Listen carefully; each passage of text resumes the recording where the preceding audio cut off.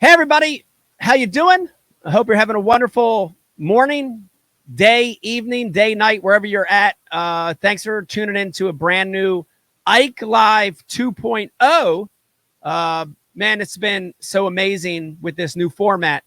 First things first. Thank you guys, thank you girls for all the comments on this new format of the show. Uh, so many good comments on this new one-on-one format, and I'm having a ton of fun doing it. So I appreciate all the great comments. And if you've got suggestions on guests, keep sending them in. Definitely, we're trying to fulfill what you guys and girls want to hear. So thank you. And, remember, we're still doing the old Ike Live shows too. Hopefully you got to tune in to the most recent Halloween special where we were dissecting a little bit about what was going on with the whole Bass Pro Tour MLF situation.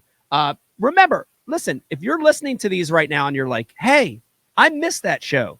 I missed the Craig Lamb show. I missed an old show. You could always go back and listen to old Ike Lives or watch old Ike Lives. Go to IkeLive.com. Also, any of your streaming platforms, StreamYard,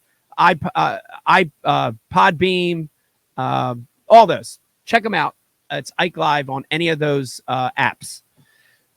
Real quick, just a little housekeeping before we get our guest on. And by the way, very excited, if you're listening right now, very excited to have on this guy. Will Davis Jr. is going to be joining us in just a second here. So excited to have him on the show.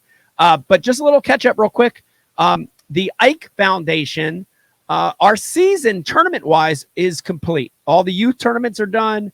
Our kayak event is done. And last but not least, we've got a big thing coming, which is our scholarship banquet. It's happening at the end of January. That's a big deal for us, for not just raising money, but, really trying to get new kids fishing. The scholarship banquet's always a great time. We're going to have music and food and drinks and also a little gambling again this year. I don't know how they pull that off, but we're going to be doing a little casino gambling. So go to the IkeFoundation.org and you can get your tickets already. It's never too early to get tickets. The tables are going fast. So head over there, IkeFoundation.org, and get your tickets for that event. All right, let's bring this guy on. Man, he's had a busy year. He's had a couple big W's, coming off a big W. Very excited to get him on the show, especially because of his background. And we're going to talk a little bit about that in a second. But let's patch him in. Joining us on Ike Live 2.0, the one and only Will Davis Jr. Will, what's up, man? Man, just excited to be on the Ike show, man. It's a dream come true. Heck yeah, it's a dream come true for me. I got to see you down most recently at the national championship down at Hartwell, and when I ran into you, it was like, man, I was stoked for you because I know that event. There's so much going on, but I was like, first thing I said to you, I'm like, you got to come on the show, and I asked you before you won. Is that correct? All right, I just want people to know that. I don't want people to think that I'm like jumping on the bandwagon because you just won a pretty big event, But man, I'm excited to have you on the show. Thanks for coming on. This is awesome. Awesome. I do a lot of these podcasts, and I kind of want to start from the beginning because, the reality of it is you're still new to a lot of people. A lot of people watching and listening to the show are young people, and they probably know who you are. They're following like rabid followers of bass and what's going on in the tournament scene.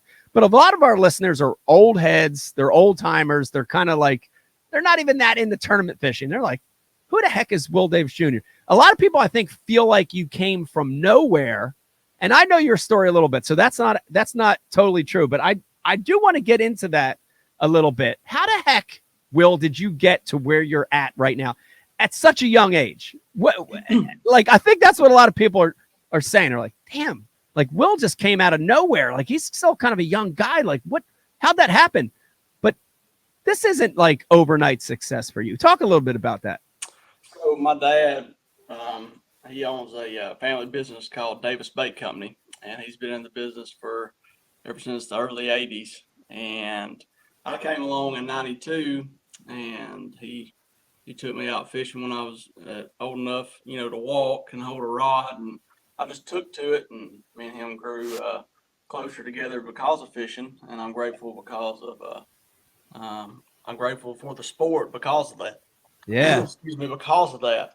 And with that being said, he taught me how to throw a bait caster and fish all the way up through my my my pre years, and then on to high school years and college, and and then I fished the federation and tried the opens, and that really didn't work out too well. And all of a sudden, I finally made it through the nation a couple years back, and so it takes a long time to get to basically where me and you are at.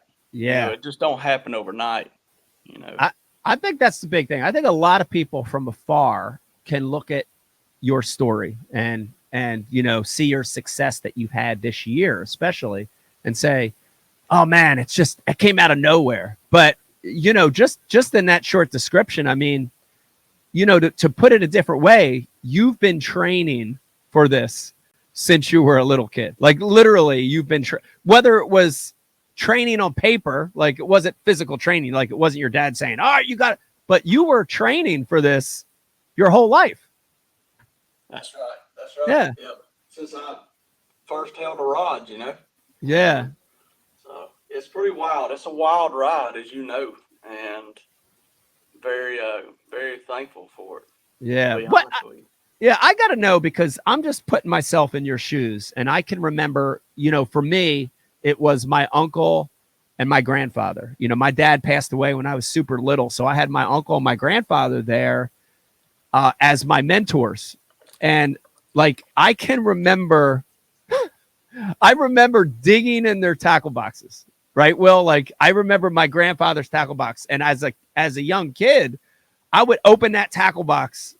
Like 3 trays came out when I opened up. It was one of them old school boxes, That's right. That's right. One of them devices got the fold Yeah. out, like yeah. Oh yeah, it's a thing. And I remember being in awe of what was in that box, like the sights, like picking them up, the sounds, the smell. Smells. Dude, The smells. I remember it all. So for me, that was an amazing experience.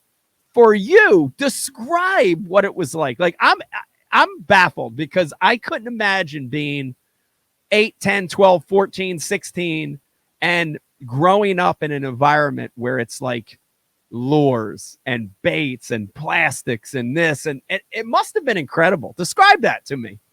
Yeah, my dad would get me down there, and I'd work for him at his bait business, and I'm I'm very all over the place. Most fishermen are. Our Yeah. minds are over there and over there, and I walk into a shop, and I'm just in awe and looking at all the different lures that he's made and lures that he's collected, and it's just growing up in that environment was truly something special. Looking back on it, so very Yeah. grateful for that for sure. That's super cool. Now, I read somewhere, I can't remember, that you were also into, I think it was competitive shooting sports. Talk a little bit about that. What age were you into that? So I started shooting American skeet at the age of 7, and started, getting some success, getting some exposure at some big tournaments. Especially when I got to 10 years old, I broke the world record for the youngest ever to shoot 100 out of 100 in American skeet. Wow. I don't know if that's broke now or not. It's not like the Genesis world record or nothing. Yeah. It's not like it's written in stone like the Genesis. But with that being said, I shot all through basically my teen years, and I just got burned out. I mean, I Yeah. shot 30,000 rounds a year or more, and shot in a lot of big tournaments, a lot of stress. We shot the Masters, the World Championship, and at that level, if you miss, you're done. And Yeah. the stress on a young person, Yeah. it's real, and it's I think it really helped me to get where I'm at today. To be honest with you, Yeah. the mental toughness of it. I mean, you know Yeah. all about sports, being from where you're from, and It's all mental, Yes. basically. Yes. Yeah. So So shooting sports help. You think looking back on it, it helped you? absolutely, Yeah. 100%. It helped me on Yeah. the focus. It helped me on the competition standpoint of it. Um, just the sheer grind of staying focused from the first shot to the last shot. You know, Yeah. same It's way the funny. tournament from the first day to the last day. But sometimes we just don't make it to the last day. Yeah. It's funny that you said that because we've had over 10 years here on the show, we've had other guests on that are fishing, at the pro level. And a lot of them were successful in other sports like you. And whether it was, baseball or wrestling in college. And a lot of them echoed that same thing that you just said, which is, you know, even though the sports are completely different, that the mindset of competition and the awareness of stress and pressure and those things helped them, coming from a different sport. So it's interesting that you say that. That's probably the third or fourth time I've heard that right, sentiment. right, right. Very, It's definitely true. Definitely true. very interesting. So I want to go back just a little. So, I'm just closing my eyes and I can see in my mind, this is like this training your whole life to do this, and not officially, but that's what you were doing. And then you give the opens a shot, and then you start fishing the Bass Nation. You start fishing the nation tournaments at the state level, and you grind your way to what in the amateur realm or the grassroots realm is the biggest tournament in the world, which is the Bass Nation National Championship. And I know because it's so great to have you on the show here, because it's the exact route that I took. So I love hearing stories of guys that come up that way. It's very exciting for me. But so you grind your way to this event, which I think it was 2022. It was Yes, at Pickwick, if I'm that's right. correct. That's right. And tell me about that process a little bit, because I want people to know. I want our listeners to hear it from you, how hard it was just to get there. Like, that's not an easy, like, you don't just show up at Lay Lake for a tournament and be like, yep, I made the national championship. Like, it was hard getting there. Talk a little bit about that. All right, so I'm in a club called Pro Line Bassmasters, and there's like 10 or 12 of us, and you have to join a club to start off with. Right. Um, After that, you go compete in like your state's, I guess, like a series of tournaments to, I guess it's like top 40 to make the state championship of each tournament. Yep. So it's pretty feasible to make or reasonable to make the state championship. During them series of tournaments for your state to before the state championship, if you win one, that qualifies you for the state team, which they Right. take 10 of us. Um, with that being said, um, they take um, they take seven of them, or yeah, no, eight of them, eight of the guys that won throughout the year, the state championship. You go compete at that. They take the angler of the year, and they take the winner of the state championship, and that makes the 10-man team. The 10-man team consists of the winners of the whole deal for your state. They go compete at the regional, whether it be like the western, the southern, northern, central. Right. I think there four or five. I think there was four. Back Okay, when I fished it, there was four. I don't know if they've added a division since, but yeah. so you go and compete wherever your region tournament is for all the states. It's in that region, of course, and you don't have to win the tournament. You just got to beat everybody that's in your state. Yeah, you got to be number one out of those 10 guys from your state. You have to be the top dog. You got to be the man. Yep. And once you win that, or the highest finisher, you go to the national championship, and then it's every man for himself. Yeah. Um, and then Yeah. they take the top three for the Bassmaster Classic, and they take the winner. He gets a berth to the League Series. So that's the route that I took. So it's I'm a prime example, and I've told this on stage and another podcast, but I mean it from the heart, and that's why I keep on saying that. I never thought I'd be sitting here talking to Mike Iaconelli on Ike Live, and I never realized or never dreamed that I would fish the Classic. I did, but never actually thought I'd fish the Classic. Yeah. Yeah. Or let alone the Elite Series. And man, what a wild ride! It's So I'm a prime crazy. example. If you want something bad in life, bad enough, you pursue it and pray about it, man. You can be there. Yeah. You can do It, it. it it's such an awesome story. And you explained it so well that it's hard to get there through the through the national championship. Like to get to that tournament is hard. And I remember, it's 100 years ago when I was in that route, but I do remember, how hard it was to get there, and how grateful I was to be there at that event. But you hit on something that I think is a great thing in this sport, especially the way that it's set up, is that you had a dream, right? It's like you had a goal, you had a dream, and you were pretty much a regular dude, right? Like, and I said that in my speech when I got to come to the national champions speak, and I tried to convey that. Which was awesome. It was so awesome being there. It felt like everything was like full circle for me being there at that event, speaking to you guys. It felt so great.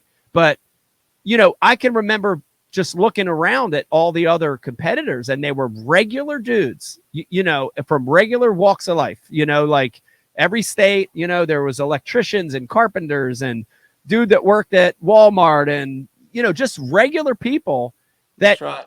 they didn't have a silver spoon growing up. They didn't have a special invitation to qualify. They didn't, they were just regular people. And I love that that's how you said it. You're just a regular guy, and you had this chance to live this dream. And then for it to come true, it's got to feel unbelievable. Like you got to be pinching yourself every once in a while. Absolutely. Yeah. And it's never been about the money, and it's never been about the winning. It's always been about competing against the fish to me, you Yeah. know. Yeah. Because if I can beat the fish, I can beat the fisherman. Yeah. But that's the way my mindset is. Yeah.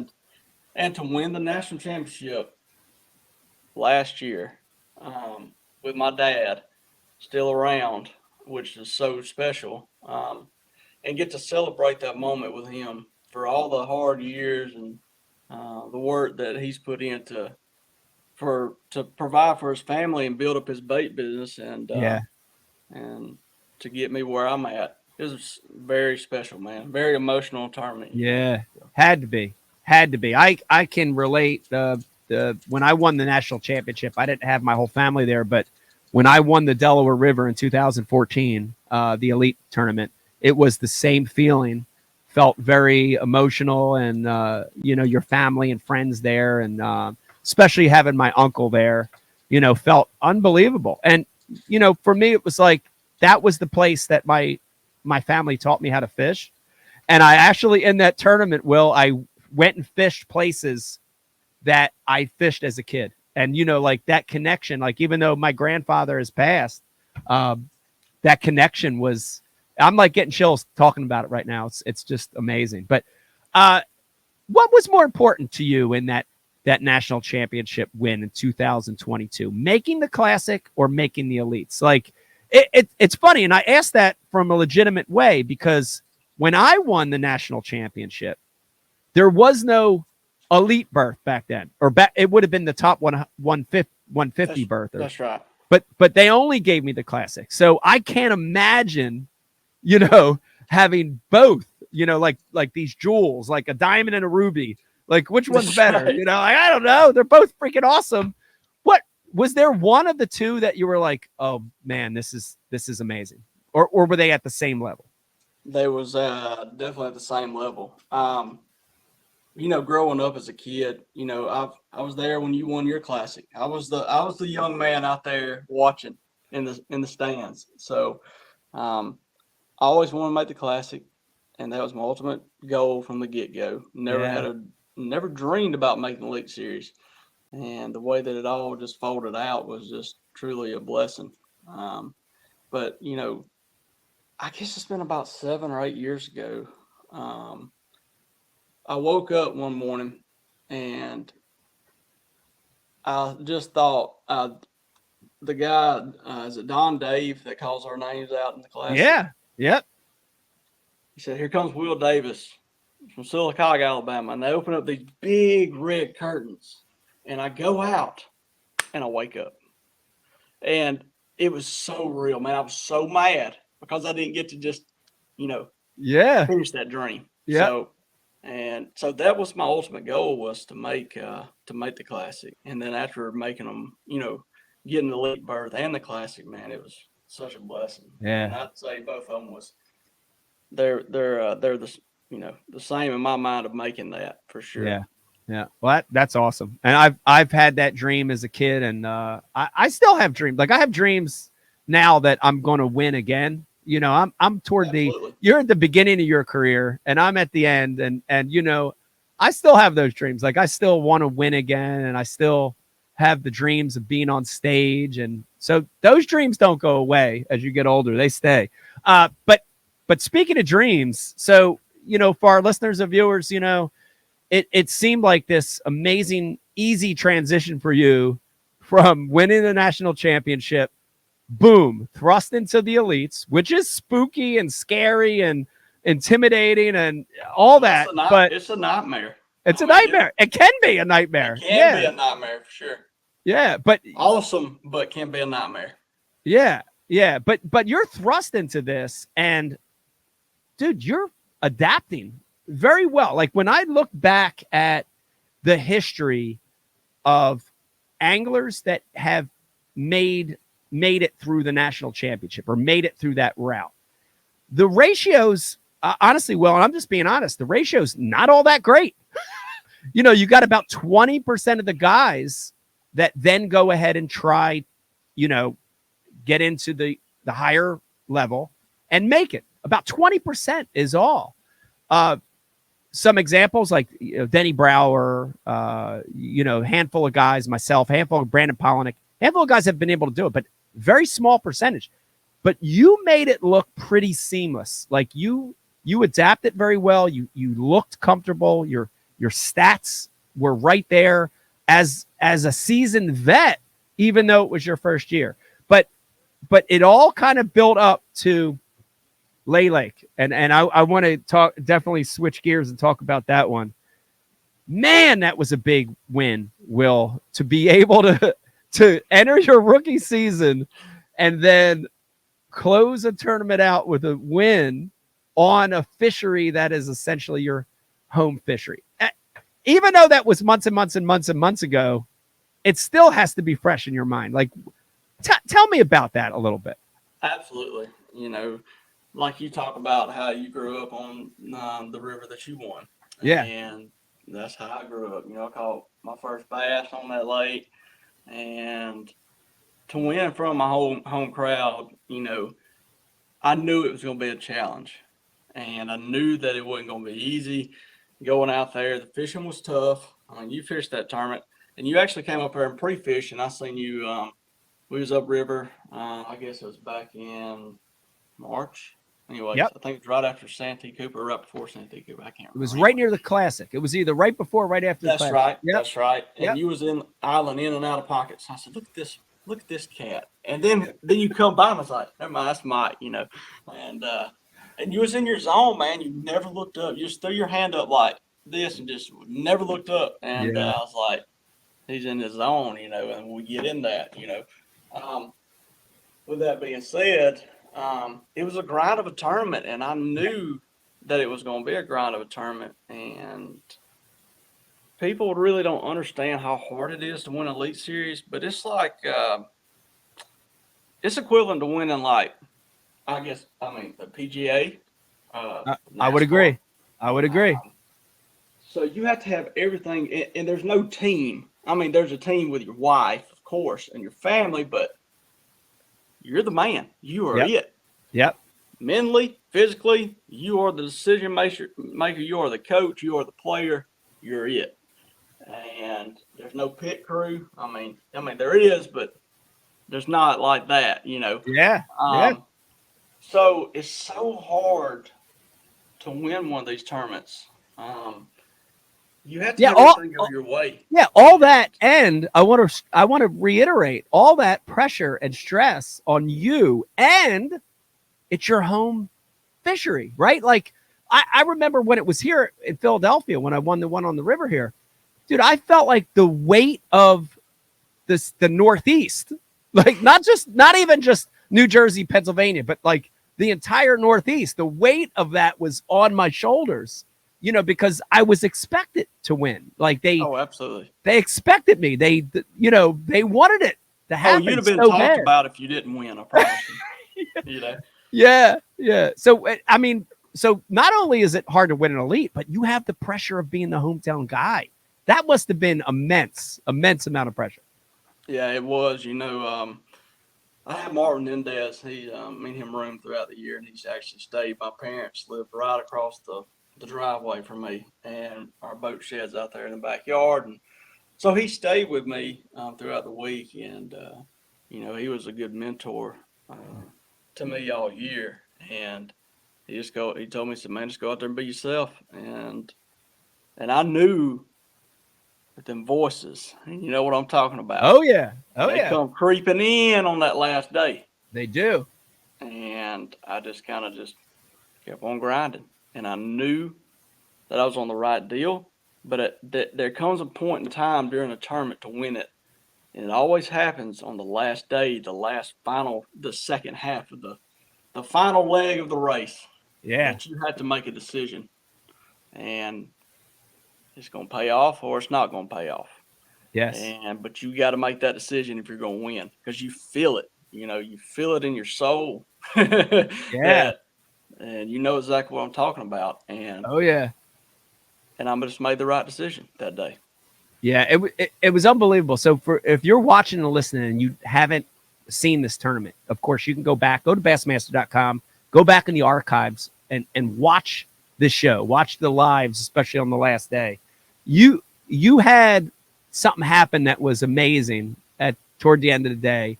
And I call them those never give up moments because I think everyone, whether you compete or not, if you're listening to this podcast, some point in your life, you've had a never give up moment. Tell me about this one that happened to you in this tournament because it was pretty amazing.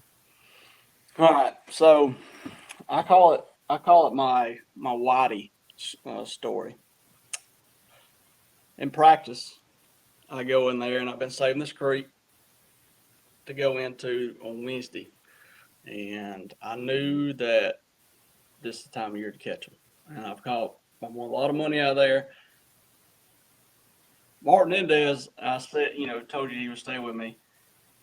He told me he would shove every rod up, if he caught me on any of my places, and I told him, I went and checked that. And I'm like, dude, I'm not going to check nothing until it's time. I don't want nobody seeing me on nothing. And I didn't practice on a lot of stuff that week. Because we fished 30 tournaments here a year, before I made the Elite Series. Right. So I knew kind of like where they was going to be. I hoped. And so I get up here to the house on Monday evening, and he's like, dude, I'd blow this tournament out if it was tomorrow. I said, oh, really, Big Daddy? You know what I'm saying? I was like, oh, really? And he's like, oh, man, they're everywhere. I said, was you such and such and such and such and right over there by that oak tree? Blah, blah, blah, you know what I mean? And he's like, yeah. I said, that's one of my places. I mean, you should have just seen the life just drain from his body, So I'm like, the heck with it. If he's telling me there's whatever in there, I'm going to go find out for myself. I'm going to go in there and pluck a few of them. I ain't about to get beat on my own fish, Yeah.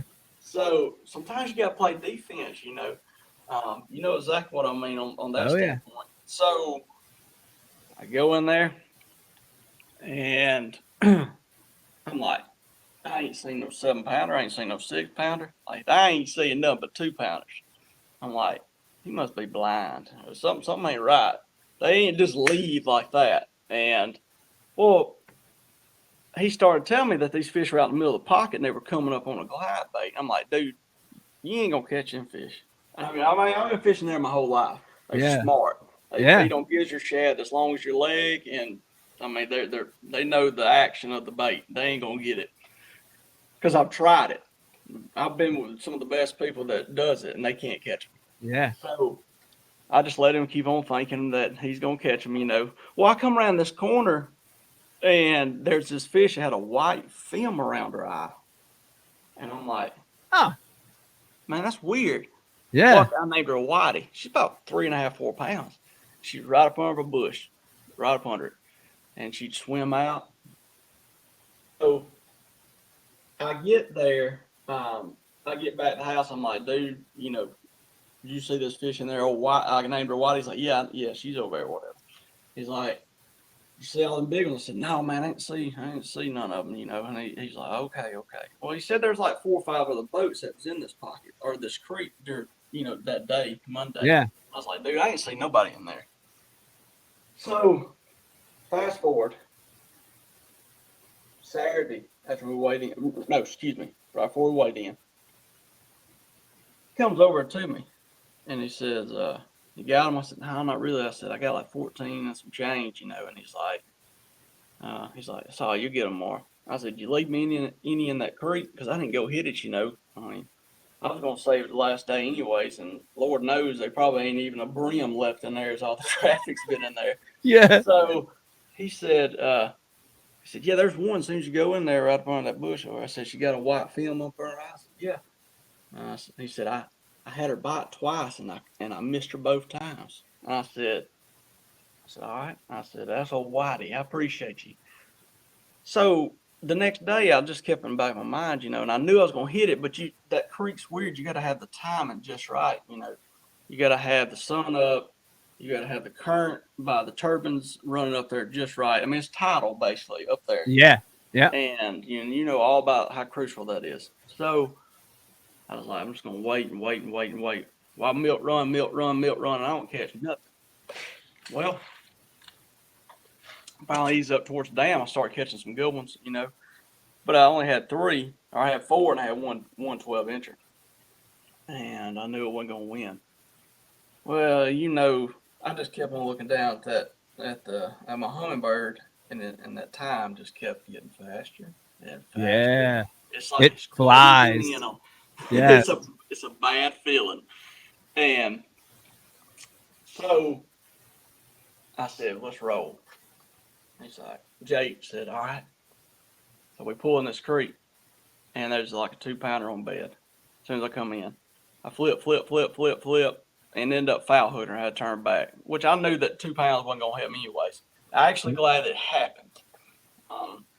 Not intentionally foul hooked her, just the way she rolled up on her side and flared her gills. I just got her on the cheek. So, Badoosh, we head on about our business, and we get in there, and Whitey's not in there, or nowhere to be seen. I said, what in the... So I come around the corner in there, and I look, and there's one just pulled up, and she is white as a ghost. I mean, you just know she just got there. So Freshy, yeah. Old freshie. So I'm flipping this, that, nothing. I mean, she's kind of, doing that type deal, but my dad about 20 years ago, I'm 31 now. Me and him was fishing the Marks Outdoors tournament. Tournament. Yeah. Fished down there first time I ever met you. Yeah. Yeah. We go in that creek and we fish for one forever. And it's in May, same time of year.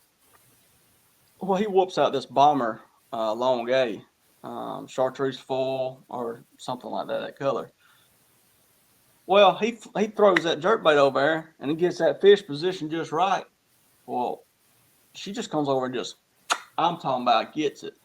So that just reminded me, at that moment that, you dummy, why ain't you doing that? And I've caught them like that, not in Elite Series, but I caught them in the Open at Chickamauga doing it.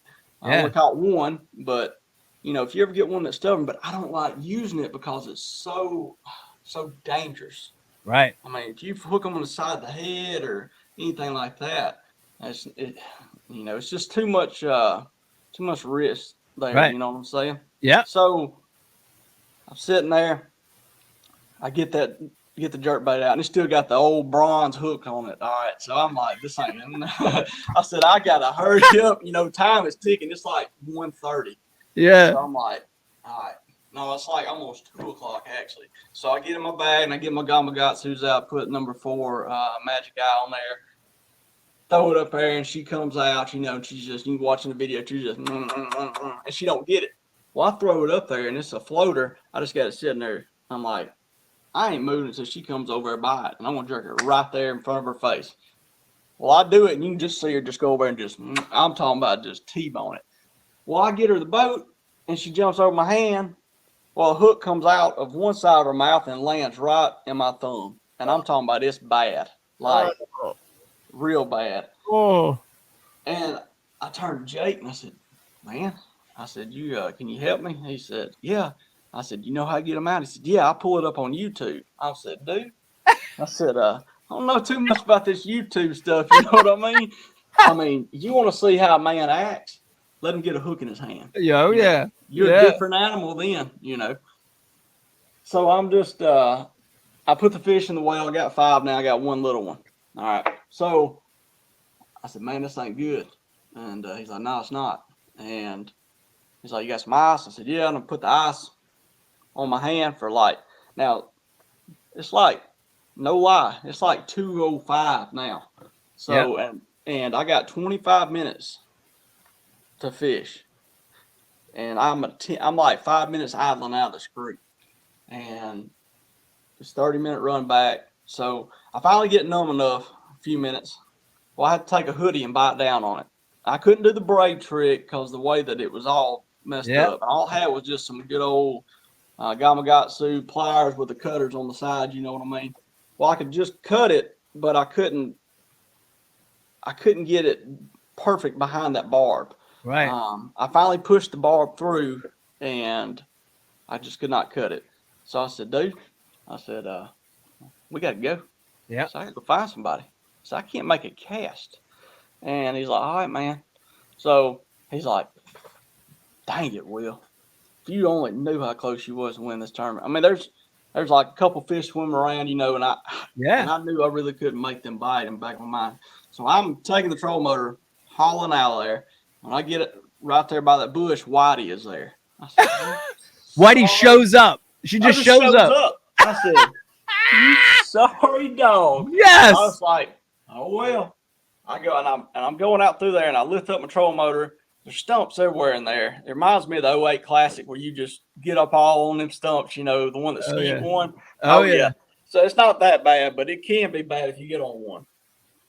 So I'm idling out through there and I'm just praying, God, please let somebody be out here. And, you know, all I need was somebody just have a pair of cutters. Yeah. I get out to the mouth of this creek and the guy just sat down in his skeeter boat out there. He just pulled up to cheer me on when I come out there. Wow. And I said, sir, do you have a pair of dikes or a pair of cutters? And he said, he didn't say nothing. He just pointed down. I'll never forget. He grabbed them things, man. They look like they're as big as my boat. You know, I was like, thank God, you know. So I get over there. I get it up there. Jake cuts it. I slide it out. And it's crazy how just smooth it is. Just right out of your hand, you know. Yeah. And I said, you got a phone on you? And he said, yeah. He said, what's your number? And I gave it to him. I said, what's your name? He said, my name is such and such, but my nickname is Whitey. Whoa. Yes, sir. Yes, sir. Wow. So, man, I got cold chills, and I'm getting cold chills right now. And I gave him my number. He came to weigh in. I hooked him up, you know, of course. Bought him a brand new pair of dikes, and I still have his lucky dikes or cutters in my boat. I go back in there. I put a brand new hook on. Whitey's pulled up. She's there. Second cast, I catch her. There's a winning fish. Wow. That is so unbelievable. It's amazing because I knew the story, but I didn't know the actual Whitey person part of the story. Yes. Wow. Yeah. Wow. Sorry it took so long, but it takes a while for a story to develop like that. That's unbelievable. I mean, listen, if you're listening or watching this right now, if you don't believe in something higher, you should, because whether it's from a religious standpoint, philosophical standpoint, whatever it is, I believe it. Well, I believe that because it's happened too many times. It's happened to me, moments like that. But And you can feel it too. It's oh, you can weird. feel it. Yeah, Yep. it's tangible. You can feel it. Yep. I mean, I can tell you as a spectator of that tournament, I could feel it just watching it. Like, you didn't know what was going on, but I saw Christie lose a fish that was a winning fish. I saw Polnick lose a winning fish. And then you Yep. see something like that happen. And, I'm not taking anything away from a person's skill or desire or drive, because I have that. And, but when it's meant to be, it's meant to be. Do you believe that? 100%. Yeah. 100%. 100%. Yeah. Yeah. Yep. And Man. I don't care how bad you want it. If it's not meant to be, it's not meant to be either. And Yeah. I think that's where us bass fishermen, we kind of we get very sidetracked between the two. I guess sometimes, you know what I mean? Yeah. Because when everything's going good, it's going good, but when everything's going bad, it's going bad. So. Yep. It's a hard road to navigate. I've been doing it a long time, and I've definitely I'm probably not as good as most with handling the highs and the lows. My highs are really high and my lows are really low. And but I think when you put it in perspective that you're doing something you love and that you got to just let it happen. Like, man, try to control your own destiny as much as you can, but at the end of the day, you just work hard. And if it's going to happen, it's going to happen, and that's been my solace in my career for winning and losing, for winning the classic and losing the classic to Skeet by 8 ounces. You work hard, and when it's your time, it's your time. I believe that. 100%. I believe all you can ask for is to be in contention on the last day to do good. Yeah. And, from there, if it's meant to be, it's meant to be, So. Yeah. Yeah. But I believe it. You can't give up. I mean, but it's little decisions like we talked about, just that change from the dam to go to that creek, I think that's the different makers and winning tournaments and not winning tournaments. I believe that. I believe that's true. Speaking of winning tournaments, I want to. It's a great segue, Will. To we've talked a lot about some of these great wins you've had in the last year, starting with Pickwick and of course at Lay. But man, I mean, recently, like, what are we talking? 2 or 3? It's got to be 2 or 3 weeks, right? What are we talking here? 2 or 3 weeks, right? Am I 2 right? weeks ago. 2 weeks ago. 18th to the 20th. Yeah, I mean, talk about recent. I got a chance to come down and see you guys and speak to you guys, and I could feel the energy and excitement. And you were there as the defending champion. And later in the week, I had to fly home for a couple days, and I had to go to Toyota Owners Tournament. But the whole time at the Toyota Owners Tournament, I'm on my phone like a little school kid, like geeking out on the coverage.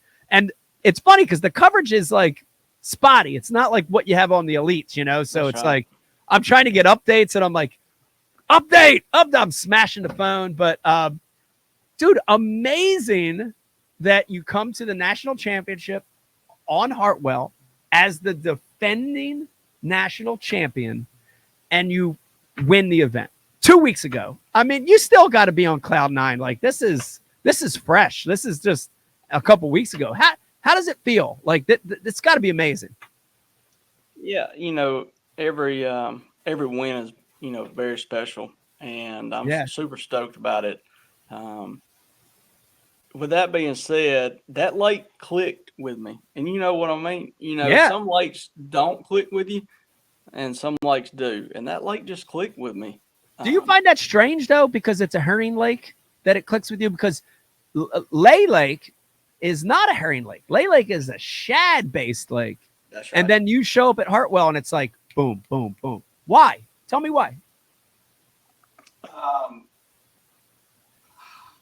Lake Martin is a reservoir down here, and you fished.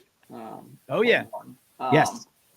It was probably one of the best herring lakes there for a couple of years in Alabama, which there's really only one other. I mean, you got Smith Lake that we're going to, but it kind of it's a well defined pattern lake, and I'm a pattern fisherman. I'm a running gunner. I'm a fast fisherman. Yeah. It probably hurts me sometimes, but that's just my style. And with that being said, it was a lot. It was pretty similar to that lake, and I just knew that the fish live deeper on a herring lake than they do on a shad-based lake. So that being said, with the forward-facing sonar where we're at this day and age, if you're not utilizing that tool, you're getting smoked. Yeah. And there's nothing that can hide out there no more. And that's a whole nother, story. Yeah. But with that being said, it definitely helped me coming from this area and having Lake Martin so close to me. Right. Right. I thought it was interesting that I saw a lot of your competitors in that tournament scale down to catch those fish. I watched a lot of them during the event go from 8 pound to 6 pound or 6 pound to 4 pound, little spinning rods, little baits, drop. You heard a lot of drop shot. You heard a lot of Demiki style baits. And then I was watching you sort of do the opposite, like caught a lot of fish on big baits, on power fishing. Right. What? How? Why was that? Talk about that. So it's weird that how it all happened. So I had I had about 100 piles marked, and all I did, three or a month and a half before the tournament, the cutoff's like whatever, a month or so. I went up there and practiced. Yeah. And I just rode and rode and rode and rode and rode and rode and marked a bunch of piles, different, depths. Yeah. And I had this one brush pile that was pretty close to the green pond. And the last day of practice, I pull up there and I ain't wolfed out this jig or nothing. I'm still trying to, catch them like we do at Martin on drop shot. And I knew that these fish they're so conditioned at seeing this. Yes. Yes. They're like, I don't think very so. pressured. Very pressured. Yeah. Yes. So all these fish are sitting on this pile. Well, I throw my deal over there, throw my fluke, throw my spook. I throw everything. But it took all that to get me in the right state of mind to tie on this jig. So with the forward facing sonar, it shaves off a lot of time. You see how the fish react. You know exactly where they're sitting, how they're sitting, what a lot of times which way they're facing. Right. So with that being said, I knew to throw this jig or my dad's jig, and that's how we won a lot of money on Logan Martin. And it's the same type color water. So I tie on this jig on our jig. It's a 1/2 ounce, and because the pile ain't even like 10 foot water. Right. Well, this same fish keeps on following my bait out every time. I mean, it's probably about a 2.5 pounder, man. I can see, on my deal. Yeah. I throw this jig over there, first cast, lands right in front of the pile. This fish swims over to it, and I'm watching my jig, and this fish just levels off. Well, I pick up, she got it. So I was like, whack, catch her. That one fish won that tournament for me. It was a clue. That fish It was was a winning clue. Yes. Yep. Yeah.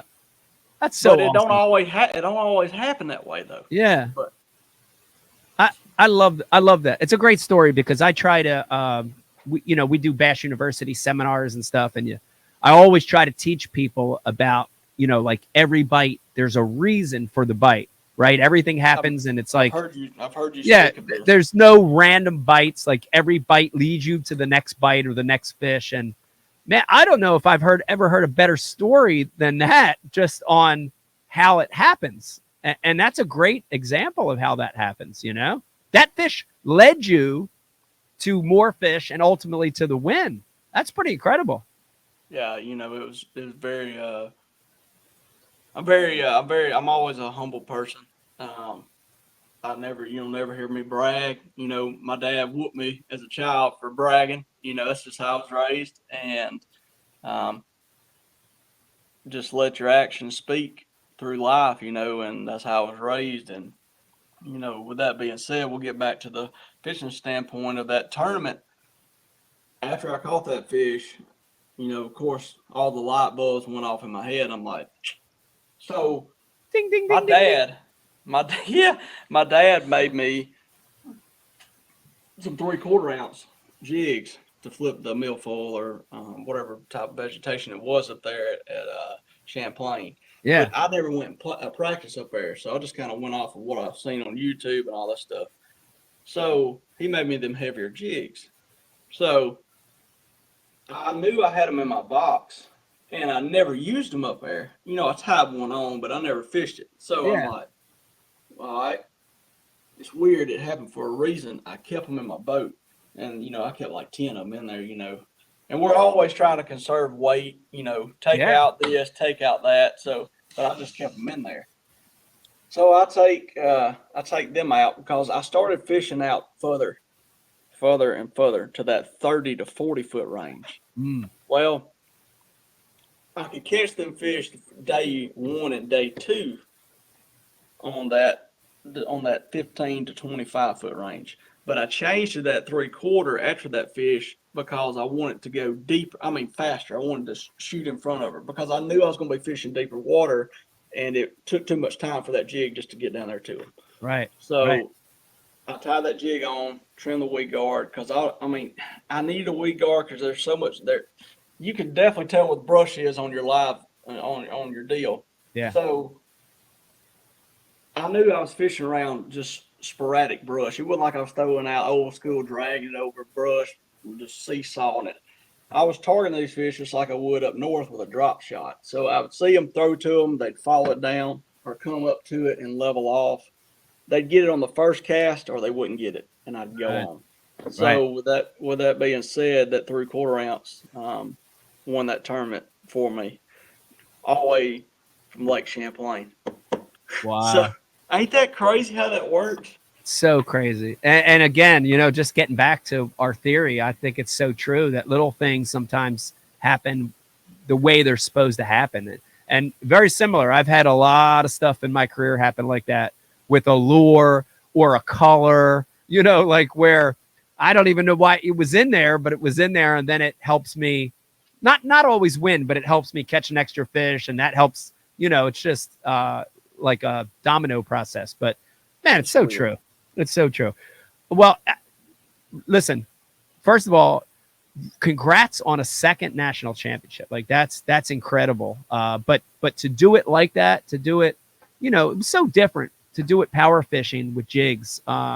Really, I think it opened up my eyes to, hey man, we're fishing pressured fish wrong sometimes. We're doing it the wrong way. We got to let the fish tell us what they want and not necessarily what the book says. So that was an awesome win, man. Awesome win. And then, well, the win gets you a lead invite again, which you didn't need, but gets you that. It gets you the classic berth, which helped one of our guys on the other side. How are they working the elite berth? So do you have like a grace year now? That's what I would have negotiated for. If I won 2 years, a second time, I would have been like, all right, look, I'm going to keep this elite berth in my pocket in case I ever have a bad year. Like, like a business card in your wallet, pull it out. Right. Hey, I got it. That's right. They, if you win the tournament like I did, very blessed to win the tournament for the second time. I'm already in, like Mike said, I'm already in there for the next year. So it goes down to the next person, which was Tim Doobie. That's awesome. That's awesome. So, good. Well, good for him. And that's absolutely. He's well deserving, and he's a heck of a fisherman. And I don't know if he's going to take the bid. I'm pretty sure he is. He'll be a force to be reckoned with. That's awesome. Well, man, like I said, the guys that do it that route, not taking anything away from the high school and college anglers and the anglers that grind on the opens, they're tough routes as well. But for the anglers like yourself and Tim, who do it through, And like you, and like me, I really, really have a place in my heart for those guys because it's hard. It's the grassroots level. It's the grinding man's way to make it, and it's a special thing. But Will, I can't thank you enough for coming on, dude. It was so many. I honestly had notes and stuff that I wrote, and I hardly followed any of them because the stories just kind of happened on their own. And I love to hear those moments like that where it's almost like meant to be. It's like just happening. Like those things make me so happy to hear those stories. And I know our listeners appreciate it. But I can't thank you enough for coming on, Will. This was a cool hour I got to spend with you today.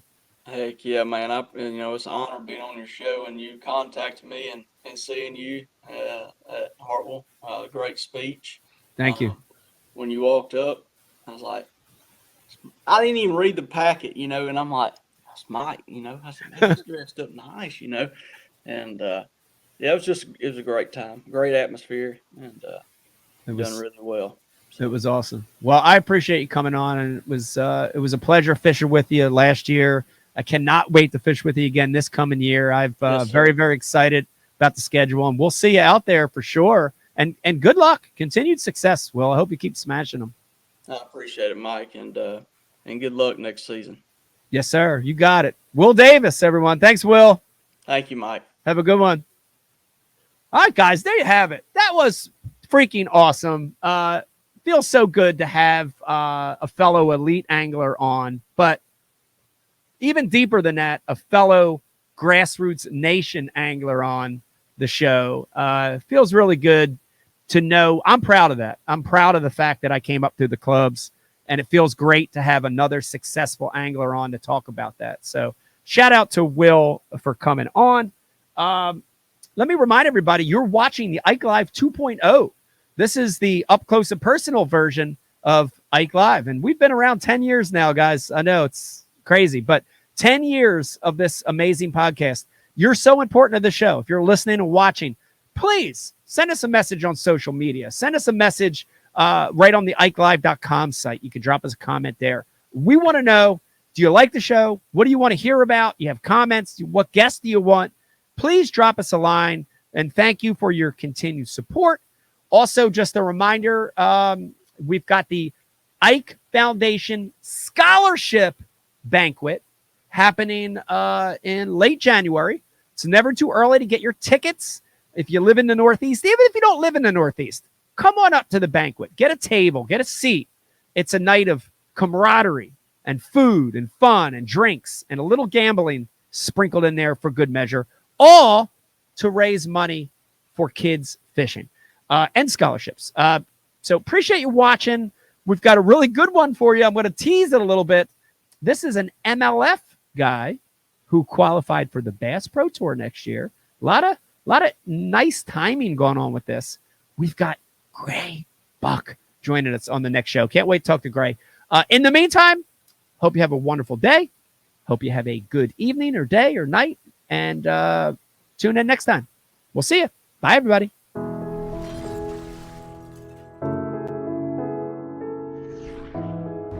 Right now where we're standing, we're in Camden, New Jersey. Yeah. Philadelphia is right there. This is the concrete jungle. And, a lot of those kids, as they grow up, they don't fish. It's interesting because they're surrounded by water. The Delaware River, the Schuylkill, ponds, city park lakes. But they don't have the influence to cast, to fish, to have a rod and reel. And that became our focus, is to target kids in what we call non-traditional areas, urban areas, city centers, where the population's high, and let these kids have an experience. It's amazing. I mean, some of the experiences we've had, whether it's Central Park in New York City, here in Camden, other parts of the country, even just casting. Yeah. It's unbelievable to see it, isn't it? Yes. It's unbelievable. Yes. And you see these kids have this experience they've never had, and they light up, The big thing, I think, for the Ike Foundation is we're not saying we want all these kids to become professional anglers. No. It'd be great if some of them did, but we want them to have that fishing experience because it ties them to so many other positive things. The outdoors, nature, conservation. Ecology, you know, all these amazing things in life that maybe they wouldn't have been exposed to any other way. We're trying to help with that. So it's important. It's important for us. Yeah. We're proud of it.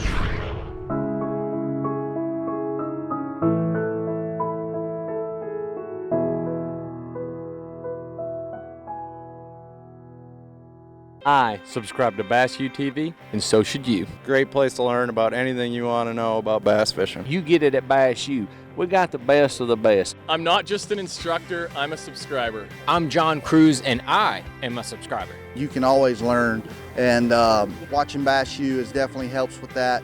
It's something that I like to do, and it's definitely something that you need to do. If I'm still learning, you should be too. Subscribe to Bass U because you'll learn how to catch a lot more fish.